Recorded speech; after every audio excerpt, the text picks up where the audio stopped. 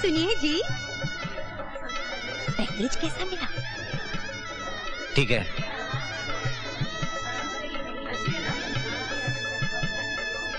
माँ, बाबूजी कुछ खुश नहीं है। कहीं ऐसा तो नहीं कि दहेज कम मिला हो? ऐसा हो ही नहीं सकता। अरे बहुरानी का बाप कोई ऐसा वैसा थोड़ी है, दीवान साहब है। अरे हाथी मरता है तो भी गधे से ऊंचा रहता है। दहेज में कोई कमी नहीं की होगी उन्होंने। लेकिन माँ, बाबूजी तो... ओहो, छोड़ उनकी बात। उनका तो मुँह हमेशा पुरानी घड़ी की तरह लटका रहता है। चल चल, बारात आ गई। आओ आओ।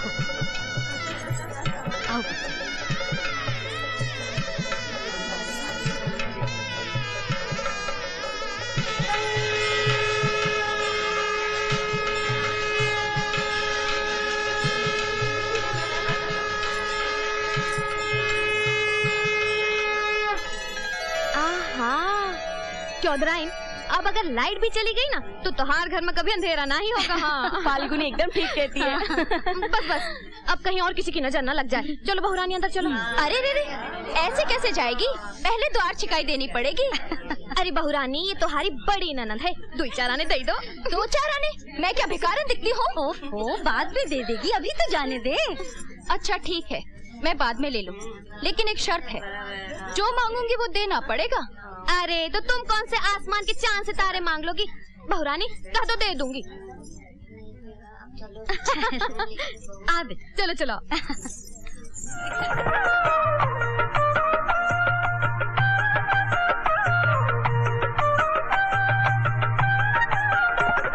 नजरिया लग जाएगी मेरे बनने को, कोई मत देखो। नजरिया लग जाएगी हरियाले को, कोई मत देखो।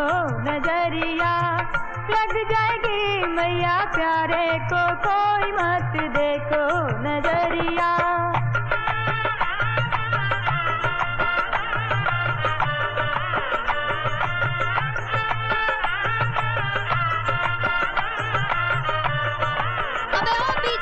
टिका लगा के रखा है। हाँ? अरे बंद कर तेरा नाच गाना, फट यहाँ से चल।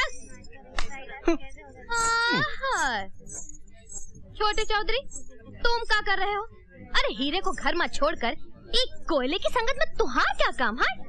अरे अभी अभी तुहार शादी हुई है, सुहाग रात भी नहीं हुई है और तुम यहाँ। और ऐसा में जरा ख्याल रखा करो, नजर लग जाती है बुरी लोगन की। अब चलो घर, चलो। अरे बने में तुम भी का गाय को खूंटे से बांधकर घास चरने को निकल पड़े। हाउ, ऐसी बातें नक्को करो जी, वरना सुहागरात से पहले ही तलाक हो जाएगी। अरे बन्ने मियाँ, तुमने शादी कर ली हो, मुझे बताया भी नहीं। छोटे चौधरी, तुम अपनी फिक्र करो, इनकी फिक्र मत करो। चलो। दूल्हे भाई आपको आपाजान बुला रही हैं। हाउ, किसी को हिंदुस्तान बुलाता है, किसी को पाकिस्तान, और किसी को कब्रिस्तान, और मेरे को आपा जान।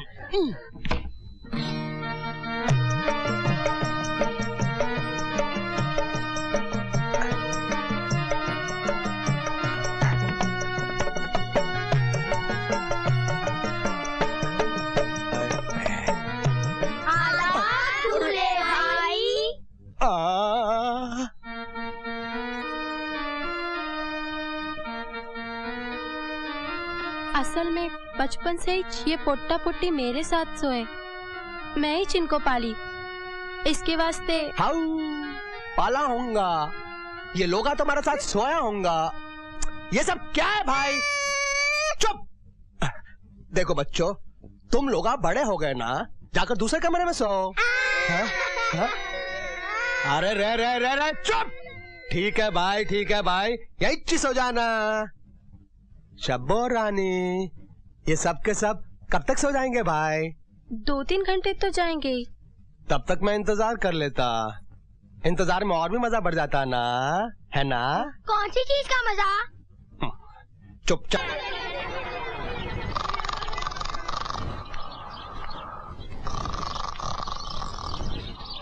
सुनो जी,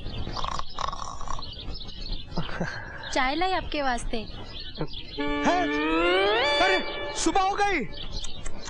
अरे शब्बो, तू रात को जगाई काय को ना आई? बहुत थक गई थी नाजी मैं, इसलिए मैं भी सो गई। मैं सोची कि आप भी जगाएंगे मेरे को। मैं भी तुम्हारा इंतजार करते करते यूं ही सो गया। लेकिन देखो, ये बात किसी को बोलो न को कि हमारी सुहागरात यूं ही गुजर गई। दोस्तों में बेइज्जती होगी ना, समझे कि नहीं समझे? हाँ, समझ गई।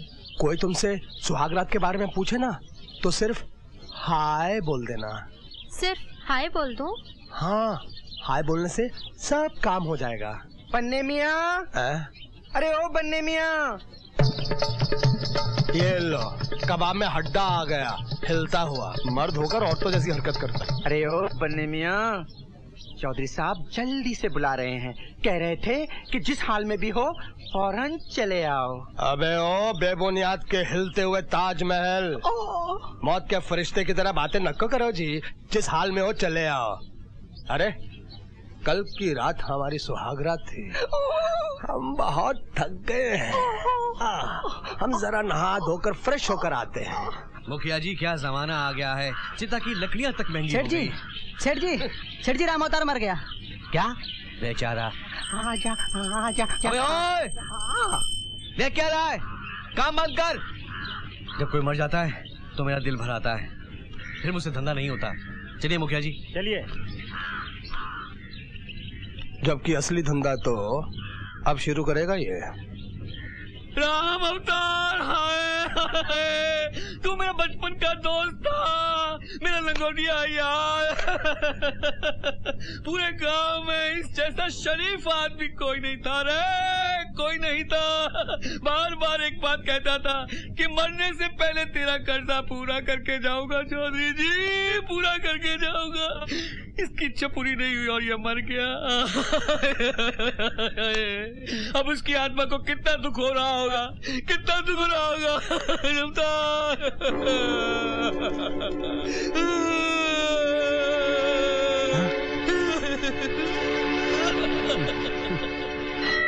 एक बात बोलूं भाभी, वो क्या है ना कि अरे नमस्ते पुजारी जी। आयुष्मान भव। अच्छा हुआ कि आप वकील हैं और भैया की शादी आपसे हो गई, वरना वंदना।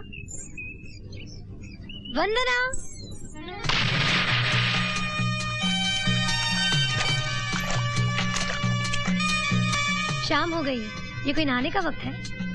चांदनी रात हो तो नहाने में और भी मजा आता है।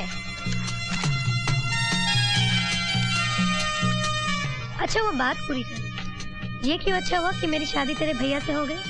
बात ये है कि भैया पर बहुत सी लड़कियां मरती थी। एक थी राधिका, उसने तो भैया के लिए अपनी जान ही दे दी। आप दोनों की शादी हो गई तो बहुत अच्छा हुआ, वरना पता नहीं कितनी लड़कियां जान दे देती। Cheers! आपने नहीं लिया? अरे साईं, थोड़ा थोड़ा पीना अच्छा नहीं लगता। आप लोग और लेंगे? नहीं। तो फिर ठीक है यार। साईं, पहले मैं शराब छूता तक नहीं था। मैंने एक फिल्म भी बनाई, फिल्म का नाम शराबी। उसका कहानी भी ये था कि बाबा शराब मत पियो, मगर वो फिल्म इतनी बुरी तरह फ्लॉप हुआ कि मैं खुद शराब पीने लग गया। देखो ना, फैक्ट्री बेचना पड़ रहा है, आखिरी कीमत 30 लाख रुपया बस। बैंक से तुम्हारा 20 लाख रुपए का लोन सैंक्शन हो चुका है। अगर कहीं से तुम 10 लाख रुपए का इंतजाम कर लो तो 1 हफ्ते के अंदर तुम इनकी फैक्ट्री के मालिक बन जाओगे। इतनी जल्दी 10 लाख रुपए का इंतजाम? अरे साईं, तुम तो इंजीनियर भी है, फैक्ट्री तुम्हारे इलाके में है, तुमको लेबर प्रॉब्लम भी नहीं होगा। मेरे से ज्यादा पैसा कमाएगा भाई। ये तो है, लेकिन मुझे 10 लाख रुपए देगा कौन? देख बेटा, तेरे दहेज में 1,30,000 रुपए का कुल सामान आया है। वो भी खींच खांच कर जोड़ने से इतना बनता है। तू ही सोच बेटा, ये भी कोई दहेज हुआ? हम तो ये सोचकर खुश थे कि शेर का शिकार करेंगे, लेकिन हमारे नसीब में तो निकला मरा हुआ चूहा। ये सब तुम्हारी वजह से हुआ है। बड़ा कह रहे थे दीवान साहब का परिवार है, बिना मांगे ही इतना दहेज देंगे कि घर में रखने की जगह नहीं होगी। अरे तुम तो खामखा मुझ पर गर्म हो रही हो। मैंने नहीं, निरंजन ने कहा था, उसको बोलो। अरे निरंजन कोई लाट साहब है जो उसे नहीं बोलूंगी? बोल बेटा, पड़ोसी का घर किराए पर ले लूं दहेज रखने के लिए? अरे बेटा, इतना तो सोचा होता कि बच्चा भी जब तक मुंह खोल के रोता नहीं, उसकी माँ तब तक उसे दूध नहीं पिलाती। हाँ, एक बात याद रख ले तू, बाप के कहने पर चलेगा ना तो ऐसे ही सत्यानाश होता रहेगा। हर बात घूम फिर कर मुझ पर ही क्यों आ जाती है? आएगी, इसलिए कि हर बात की जड़ तुम हो। अरे क्या हो गया है? देख बेटे, बात अभी पूरी तरह से बिगड़ी नहीं, जरा अकल से काम लेना होगा। समझ लो ससुराल एक कुआं है, बीवी एक बाल्टी, बाल्टी को कुएं में डाल दो, पानी को खींचते रहो, खींचते रहो। देखा माँ, पिताजी ने कितना अच्छा आइडिया दिया है। ये मेरा नहीं, चरस पीने वाले तुम्हारे पति का आइडिया है, जिसने तुम्हें बाल्टी बनाकर यहाँ कुएं में लटका दिया और पानी को खींचता रहता है, खींचता रहता है।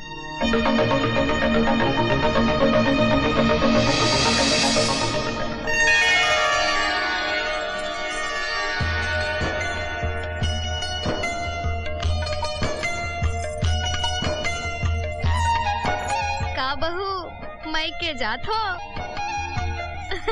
बहुत सुंदर लग रही, चलो जल्दी चलो। पल्लू ठीक करो, आराम से चलो बहू रानी। हाँ, संभल के, जल्दी वापस आ जाना। हाँ,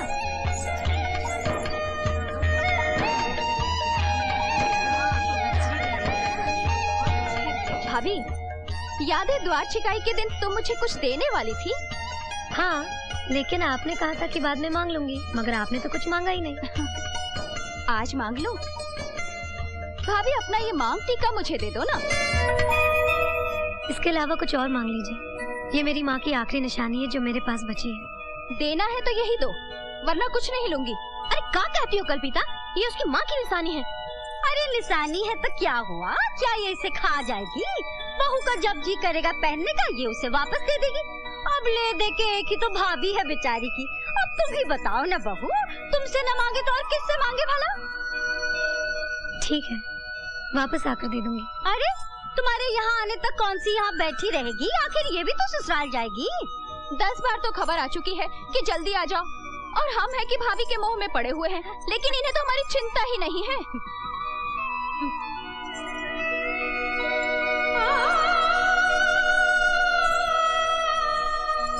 ये लीजिए।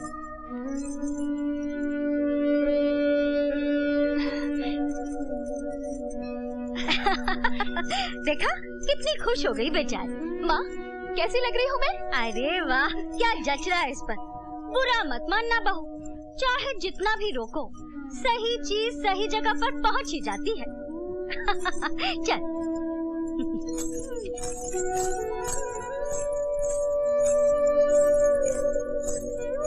आओ बेटी आओ। चलती हूँ। बैठो।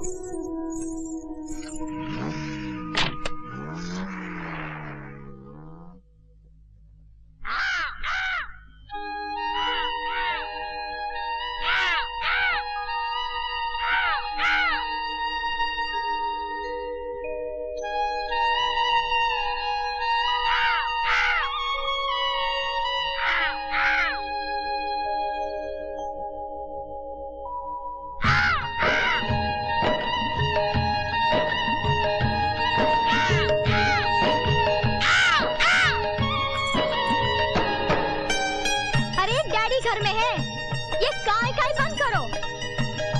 अब मैं छत पे नहीं आने वाली।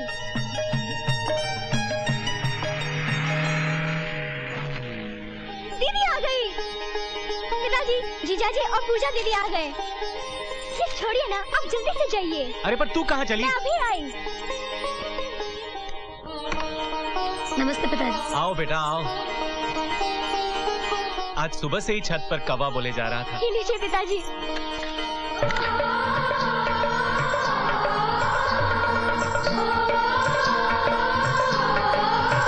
अरे इसे खत्म भी करो। क्या इन्हें दरवाजे पे ही रोके रखोगी? अंदर जाने की इजाजत तभी मिलेगी जब जीजाजी कुछ रिश्वत देंगे, यानी द्वार छिकाई। ये लो। एक सिक्का, वो भी खोटा, कुछ नहीं चलेगा।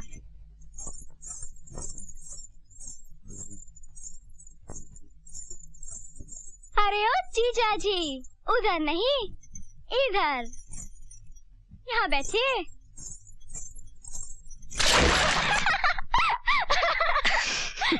जीजा जी गिर गए, जीजा जी गिर गए, जीजा जी गिर गए, जीजा जी गिर गए।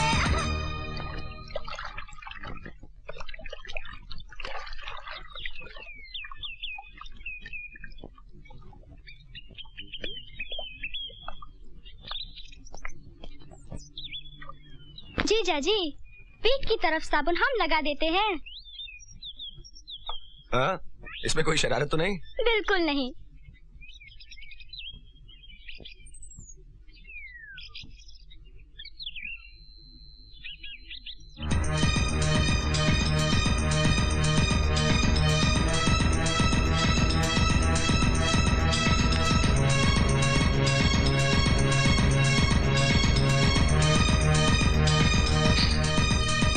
अब आप खुद ही लगा लीजिए।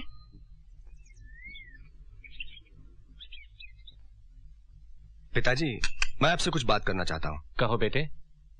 जैसे कि आप जानते हैं, मैंने इंजीनियरिंग पास करने के बाद कहीं नौकरी करना नहीं चाहा। मैं एक फैक्ट्री खोलना चाहता हूँ। इसके लिए मैंने बैंक से 20 लाख रुपए का लोन भी पास करा लिया है। वाह बेटे, ये तो बहुत अच्छी बात है। अब इसमें 10 लाख रुपए अपने लगाने होंगे। अगर ये काम हो गया तो फैक्ट्री 3-4 महीने में ही शुरू हो जाएगी। फिर तो सारे रुपए 1 साल में ही वापस आ जाएगा। अब कहीं हाथ फैलाने से बेहतर मैंने सोचा कि क्यों ना पहले आपसे ही बात की जाए। बेटे, आदमी अपनों से अपनी बात नहीं करेगा तो किससे करेगा? लेकिन जहां तक रुपयों का सवाल है बेटे, इतने रुपए हमारे पास नहीं। अगर आप अपने रिश्तेदारों से ले लेंगे तो? अब तक सिर्फ इतनी इज्जत बाकी रह गई है कि हमने किसी के सामने